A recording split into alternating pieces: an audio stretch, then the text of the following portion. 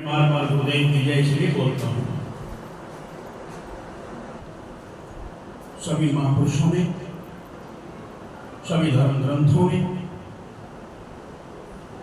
अपनी अपनी वाणियों के प्रारंभ में गुरुदेव को ही सर्वोपरि रखा है। हम गरीबदास सिंह साहिब की वाणी लें, उन्होंने गुरुदेव का क्या कहा? गुरुदेव के विषय में, गरीब पर पट्टन परलोक है, जहां अगली सतगुरु सार, भक्ति हेतु से उतरे पाया हम दीवार। कबीर साहिब ने भी गुरु की बड़ी भारी महिमा कही है। धर्मदास को समझाते हुए कह रहे हैं, गुरु भक्ति अटल अमान धर्मनी, यही सरस दूजा नहीं। गुरु भक्ति कर देते हैं सकल पाप को नाश। 1 2 4 10 20 हजार लाख नहीं, सबको नेस्तनाबूद कर। कौन? गुरु भक्त। गुरु भक्ति अटल है। धर्मदास, गुरु भक्ति अटल है, ये नहीं कर सकती। स्वामी जी महाराज आने वाले कहते हैं,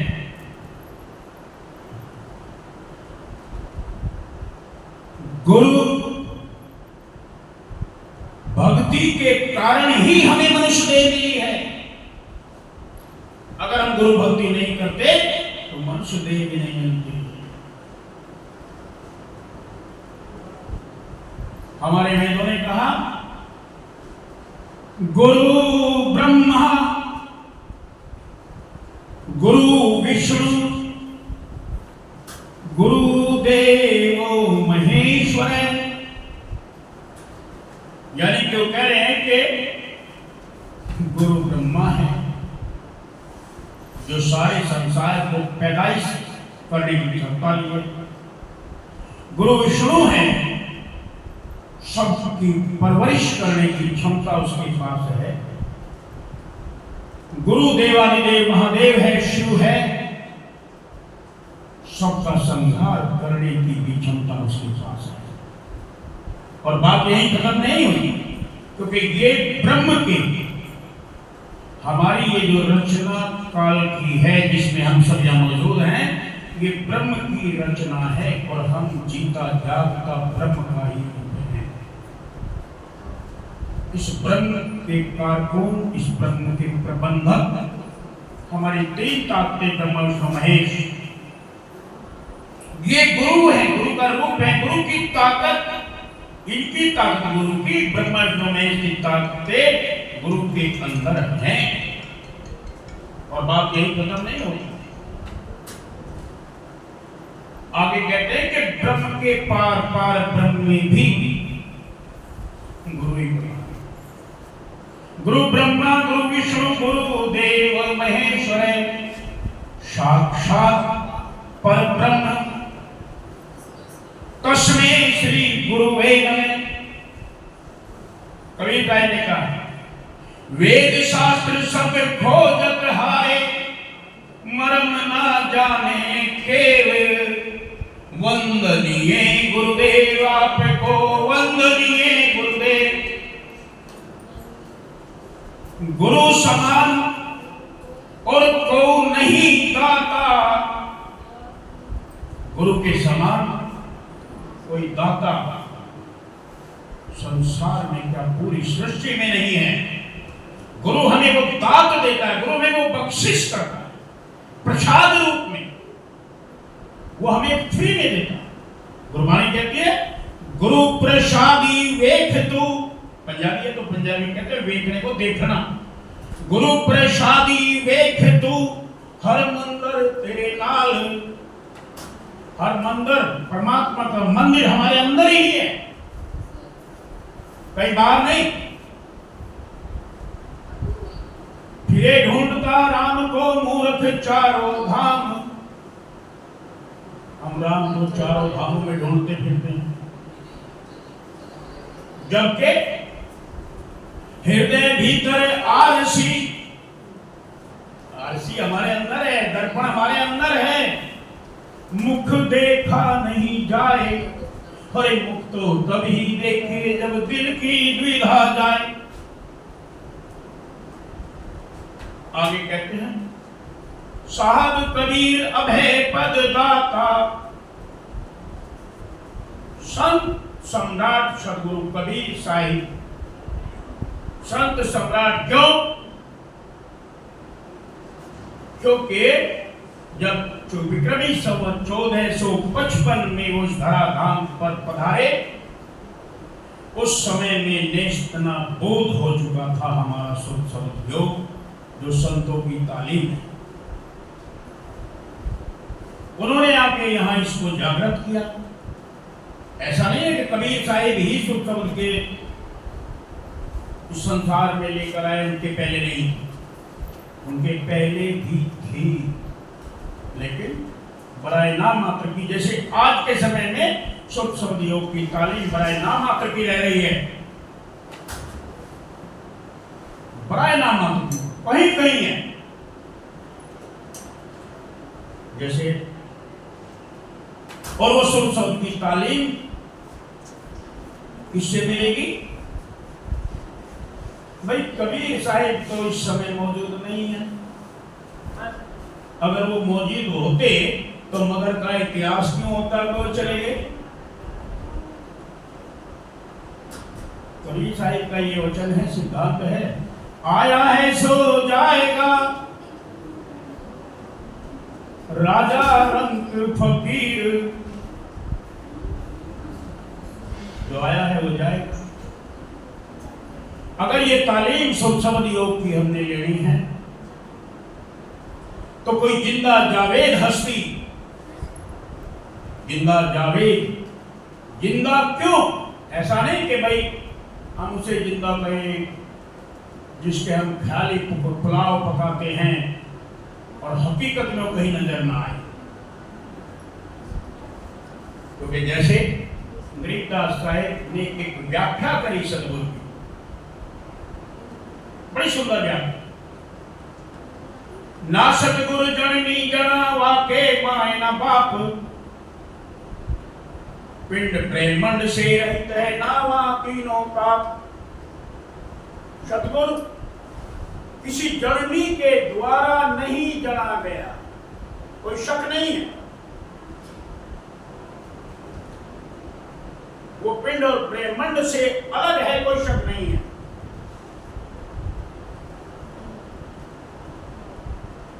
उन्होंने यहां तक भी कहा, चार दाग आवे नहीं वाको सतगुरु जान। गरीबदास साहिब ने कहा है, कबीर साहिब ने नहीं। अब चार दाग सतगुरु को नहीं आते। गुरु नानक साहिब भी कबीर साहिब की शिष्य परंपरा में रहे हैं, कबीर साहिब से तालीम ली है उन्होंने, गुरु नानक साहिब ने। और गुरु नानक साहिब की वो तालीम प्रथम गुरु से चलकर गुरु गोविंद सिंह तक कंटिन्यूटी में चली है। गुरु नानक साहिब ने सतगुरु के बारे में कहा, सत्य पुरुष जिन जानिया सतगुरु तिसका नाम। अरे जिसने सतपुरुष को जान लिया उसका नाम सतगुरु है। आपने डॉक्टरी पढ़ ली तो आपका नाम डॉक्टर है, आपने इंजीनियरिंग कर ली तो आपका नाम इंजीनियर है। होगा कि नहीं? अगर कोई इस मानव शरीर की इंटरनल जो साइंस है उसको पढ़ ले, अब कहां तक क्या पढ़ी है। जैसे बाहरी साइंस, बाहरी एजुकेशन है, जो 5वीं क्लास तक पढ़ेगा उसे क्या कहेंगे? प्राइमरी। बताने की जरूरत नहीं, 5 क्लास पढ़ा है, 8वीं तक पढ़ा है तो मिडल है भाई। हाई स्कूल पढ़ा तो हाई स्कूल 10वीं क्लास, और हमारे हरियाणा में कहेंगे 12 को +2, कौन सी प्लस है नहीं पता भाई, +2 है, लोग अपना समझ जाते 10वीं के बाद 2 कर दिए, जबकि उसका शुद्ध इंटरमीडिएट है।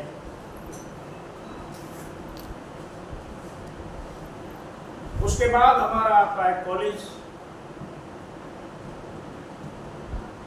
कॉलेज में जाने वाला बच्चा ये नहीं कहेगा मैं विद्यालय में गया था, विद्यालय में जाने वाला ये नहीं कहेगा कि मैं विद्यालय में हुआ, प्राइमरी में जाने वाला विद्यालय में, स्कूल में गया। ग्रेजुएशन करी तो भाई बताने की जरूरत नहीं, छोटे पढ़े। एमए करी तो बताने की जरूरत नहीं, मैंने 16 पढ़ ली। मानव शरीर 5 तत्व 3 गुणों के मटेरियल से बनाया गया है। जैसे कुम्हार है, बर्तन बनाता है तो 2 मटेरियल लेता है, एक पानी और एक मिट्टी, दोनों को आपस में गूथा, चाक पे चढ़ाया, मर्जी उसकी चाहे जो बना दे, कुल्लो बना दे, कुल्हड़ बना दे, मटका बना दे, सुराही बना दे, अब उसके दिमाग में जो घूमेगा बना दे। ऐसे 5 तत्वों के मसाले से ये मानव शरीर की रचना है। अन्य और कोई भी शरीर चराचर योनियों में परिपूर्ण रूप से 5 तत्वों का नहीं है, इसलिए ये मानव शरीर सर्वोपरि है।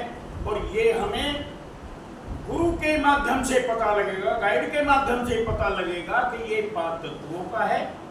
5 तत्व हमारे जिस्म में कहाँ कहाँ मौजूद हैं, निवास कहाँ है और निकास कहाँ है, तब हम आगे गुरु के माध्यम से पढ़ते हैं। तो इसलिए मैंने बार बार सर्वप्रथम और बार बार कबीर साहिब की वाणी का अनुसरण करता हूँ, और उनकी वाणी ये है, जिस गुरु से हमें नाम मिला है,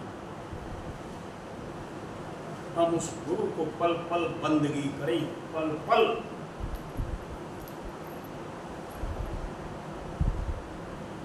गुरु को कीजिए बंदगी, कोटि कोटि प्रणाम।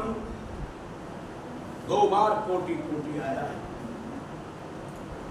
कोटि को करोड़ से गुणा कर दीजिए तो भी गुरु का एहसान हम नहीं उतार। गुरु को कीजिए बंदगी, कोटि कोटि प्रणाम।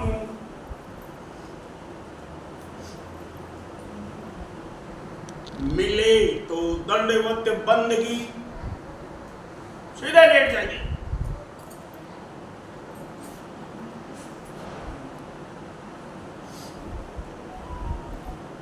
वैसे दूसरी वाणी भी इस पे बोली है, कोटि कोटि प्रणाम। कीट न जाने भृंग को, कीड़ा भृंगी की हैसियत नहीं जानता।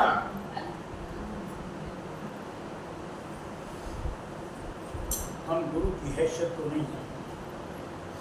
कबीर साहिब ने कहा, अरे भाई साहब कबीर अभय पद दाता, हम सब भय नहीं हैं, निर्भय नहीं है। किसी को किसी चीज का, किसी को किसी चीज।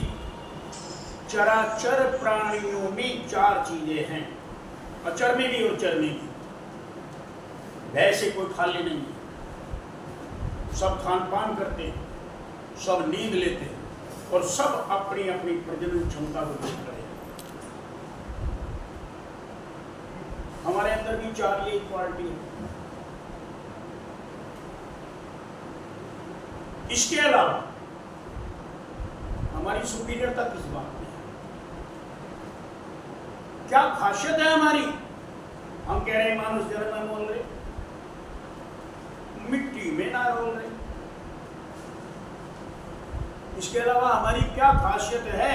और जो आज हमारे सामने हमारे विनय कुमार जी बैठे हैं, यहाँ हमारे जितने भी साथी बैठे उनमें सबसे ज़्यादा उम्र का तजुर्बा और उम्र लिए बैठे 80 साल। इन 4 चीज़ों के अलावा आपने कुछ अपने जीवन में किया? सुपीरियर तक की बात। अरे हम बाहर देखते हैं जो प्राणी हैं, कुत्ता जिसे हम कहते हैं, बिल्ली जिसे हम कहते हैं, वो आंख से देखती है या नाक से देखती है? बिल्ली आंख से देखेगी, और कुत्ता आँख से देखते, और हम आँख से देखते, वो कान से सुनते हैं और हम आँख से, हम मुंह से खाना खाते हैं और वो सब मुँह से काम से, हम नाक से सुनते हैं, वो हम नाक से सुनते हैं, हम बच्चे पैदा करते हैं और वो करते हैं, हम परवरिश करते हैं, वो क्या करते हैं? वो भी परवरिश अपनी हैसियत के तो अनुसार करते हैं अपनी जैसी, अपनी हैसियत के अनुसार आप करते हैं। हमारी सुपीरियरता किस बात में है? ये किस वजह से हम सुपर हैं?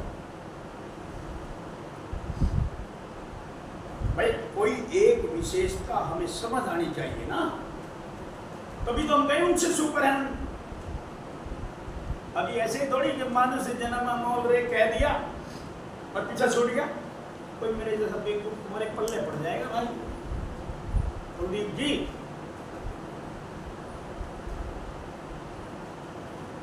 और अभी एक और भजन किया जाता तुम ऊपर से बड़े बड़े हो गए, हो चले गए। तुम बढ़ के दिखा दो ना अंबानी,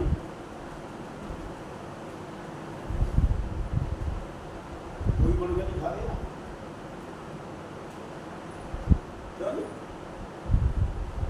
क्या? तुम्हारा जी नहीं करता मुकेश अंबानी बनो? कुलदीप, अरे जवाब तो दे दे भाई। क्यों महाराज जी जवाब नहीं दे रहे? बताओ भाई, क्या तुम्हारा जी नहीं करता अंबानी बनो? क्या तुम्हारा जी फकीर बनने को करता है, जो फुटपाथ पर बैठ के और जुत्ती गांठू? कौन सा जी करता है? अंबानी बनने को जी करेगा। हमारी विशेषता की बात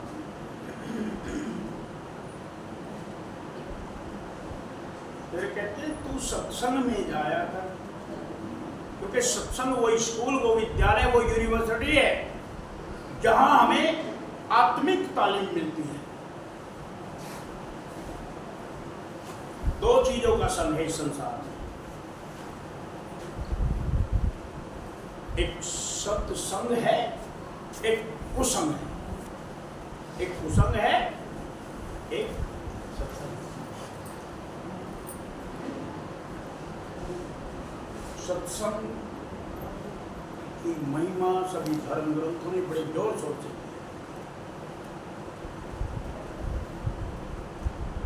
हम सत्संग में जा रहे हैं। तुम्हारी आयु इतनी हो रही है, कभी सत्संग में गए हो? अरे जवाब तो दे दो भाई, कभी सत्संग में गए हो? क्या मिला वहां से? यूं गए और वापिस चले आए, या कुछ और? जो पूछा जा रहा भाई वो तो बता दो। हाँ? तुम गए और वापिस चले आए, कुछ और मिला या ऐसे ही चले आए? हाँ? पता नहीं भाई, खाना खिलवाओ भाई को पहले। सबसे ठाड़ा दिखाई दे रहा और सबसे कम बोल रहा। भाई सच बात है, झूठ है भाई? तुम्हें सत्संग में जाने के बाद ऐसे ही गाया बजाया वापस चले आए या कुछ मिला? क्या मिला? ज्ञान, नाम। नाम किसे क्या? नाम किसे कहते हैं? जोर से बता भाई, नाम किसे कहते हैं? चलो तुम्हें छोड़ो, तुम तो बोल ही दिए। इनसे मिलते हैं। तुम सत्संग में गए हो कभी?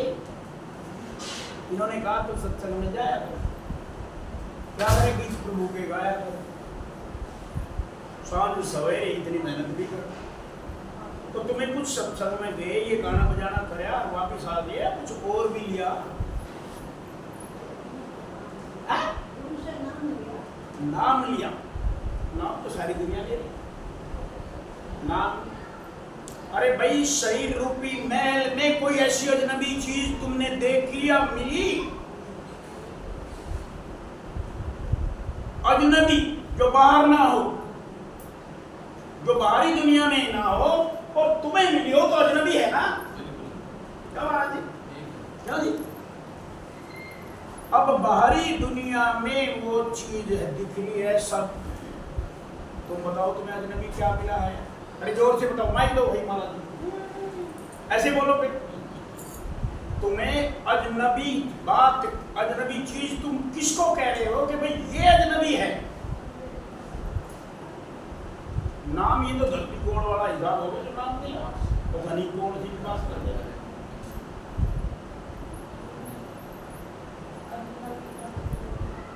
अजनबी का मतलब ये है कि जिसके बारे में यहाँ की दुनिया की आवाम, जनता, आम आदमी परिचित ना हो और केवल तुम ही परिचित, क्योंकि तुम कह रहे हो मैंने कुछ नाम लिया, आम आदमी उस नाम के बारे में नहीं जानता और तुम जानते हो, तो वो अजनबी हुई कि नहीं? क्यों महाराज जी? अब बताइए, वो अजनबी चीज तुमने कुछ मिली? तुम तो फुल डीप से डाउन हो गए।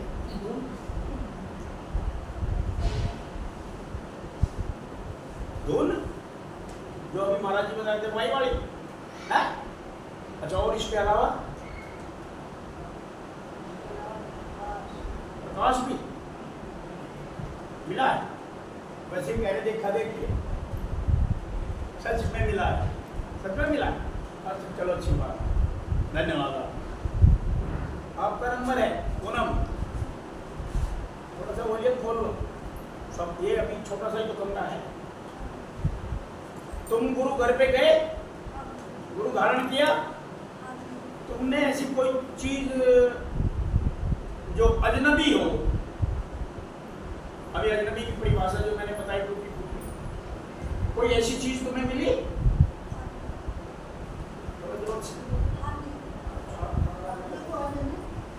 देखो बेटा, पास हो, आ जाओ। अरे ये तो बड़ी खुशी की बात है भाई, तुम सब इस बात को कह रहे हो। अमरनाथ जी, नाम अमरनाथ, और चुपचाप बैठे। कुछ अजनबी चीज तुम्हें मिली, मतलब देखी है, मिली है या सुनी है? देखी है। क्या देखी है? प्रकाश भी देखा है। अच्छा, कैसा है?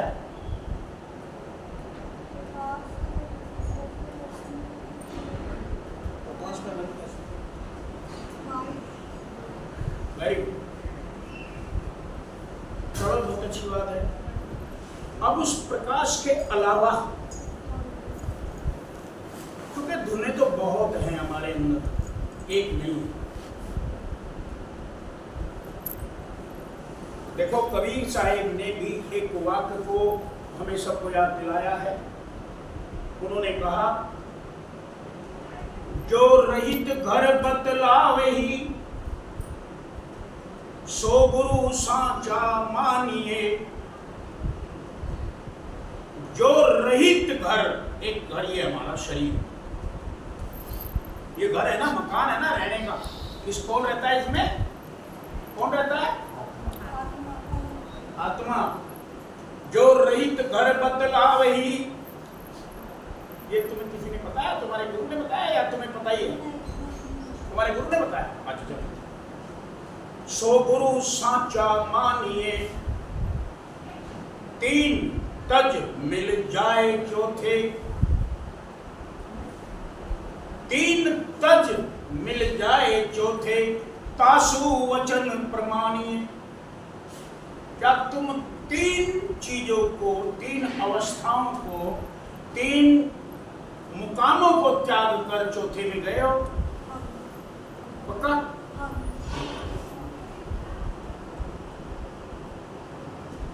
तासु वचन प्रमाण 5 3 अधीन काया,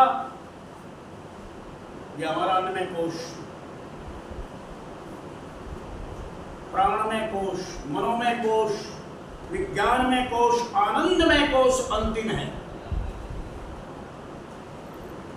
वेदों का अंत आनंदमय कोश जाकर खत्म हो। जहां आनंदमय कोश की सीमा खत्म होती है वहां से संतों की बिगनिंग है, शब्दों की बिगनिंग है, शुरुआत है।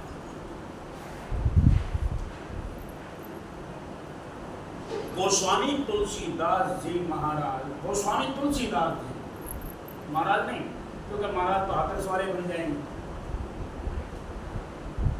अपनी रामायण में लिखते हैं 3 अवस्था तजहूं,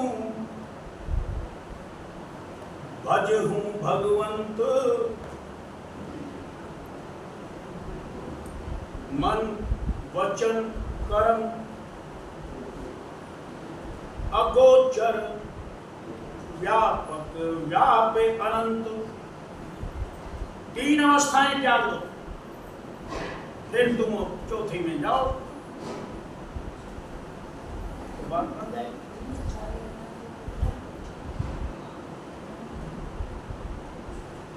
बन जाएगी ना?